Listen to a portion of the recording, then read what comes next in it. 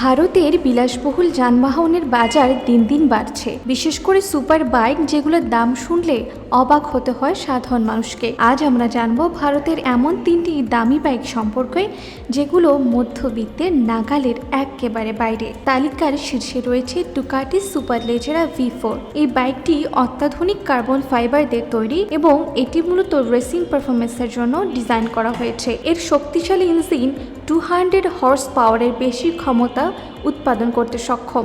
ভারতের এই বাইকটির দাম প্রায় 1 কোটি টাকারও বেশি। এছাড়া এটি একটি লিমিটেড এডিশন মডেল। বিশ্বে মাত্র 500টি ইউনিট তৈরি করা হয়েছে। এর পরে রয়েছে কাওয়াসাকি নিনজা H2R। এই বাইকটি সাধারণত রাস্তা চলাচলের জন্য নয়, এটি শুধুমাত্র রেসিং ট্রাকের জন্য তৈরি।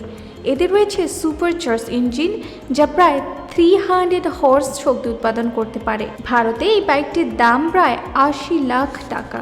এই তালিকার তৃতীয় স্থানে রয়েছে Ducati street fighter V4 Lamborghini edition. ইতালির দুটি বিখ্যাত ব্র্যান্ড ডুকাটি এবং ল্যাম্বরগিনি যৌথভাবে এই বিশেষ সংস্করণটি তৈরি করেছে।